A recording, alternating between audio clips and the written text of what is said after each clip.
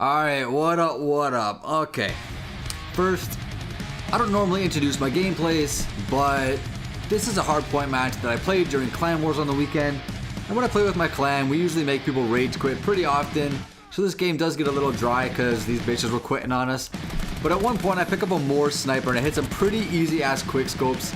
And I just fucking hate this gun because I haven't sniped in Call of Duty since like Black Ops 2. And it's just too friggin' easy with this gun, and all these kids think they're friggin' cross because they're hitting shots with this gun, and you know, either way, you get to see me and my clan make these people rage out of the match. Anyways, the topic for this video is about how people think these bigger YouTubers sold out and the misconception that they're actually getting paid by Treyarch or Activision or whatever it may be. So these people have it all wrong, okay? There's definitely some sort of partnership between the developers and the YouTubers, but they're not getting paid or bribed to spread false information or false hype about the new Call of Duty game. The partnership between them benefits both parties for a few reasons. So by giving these people a few hours with the game, they each get to take in a wealth of information, and then they can come back and they can tell us all about it in their own words. And this puts more focus on the YouTubers and takes focus away from Treyarch and Vaughn and the developers and all that stuff, and it pretty much alleviates the burden of having to answer all these fan questions. I mean, just imagine if Treyarch just showed us the trailer and they didn't invite anyone to come play the game. They would have millions of people shooting questions at them about what's this and what's that and how does this work and how does that work and yada yada yada. It would be crazy. But since they let these big YouTubers play the game, we can focus our attention on them to get our information, and it just gives the developers a bit of a break from all of the attention. Another thing it's doing is it's advertising the game.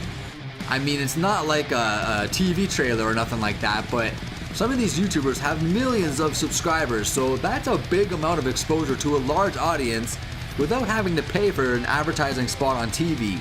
So Activision's pretty much using these YouTubers to advertise the game by talking about it, explaining things to people, answering people's questions, and you know, all that sort of jazz.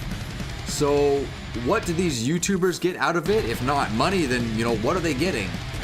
Well, the privilege itself is probably more than enough. I mean, that's pretty cool to be able to go play the new Call of Duty like half a year in advance.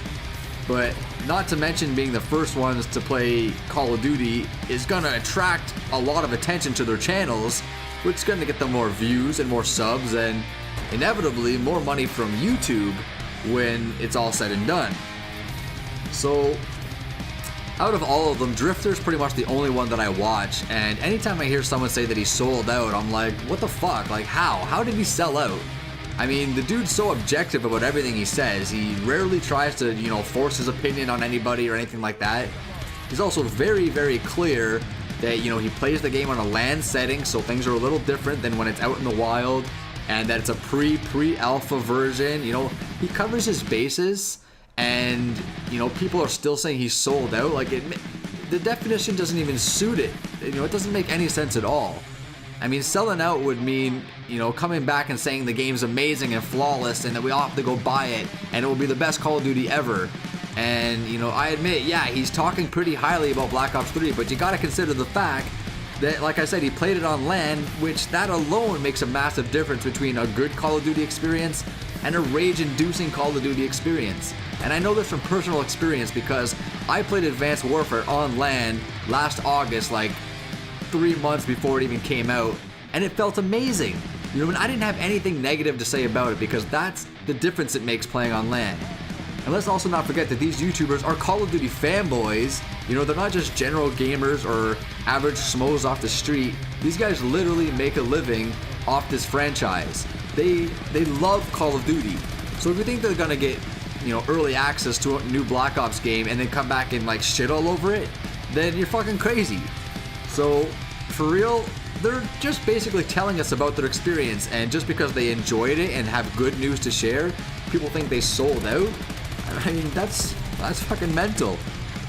And hey, I mean, real talk right here, if any one of you motherfuckers could switch places with any one of those guys, you would do it in a second, and don't even lie. Because I know I would, and it would make me a sellout.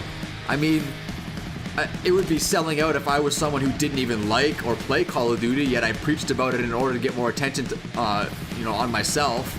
These YouTubers don't do that. They're Call of Duty fanboys at heart.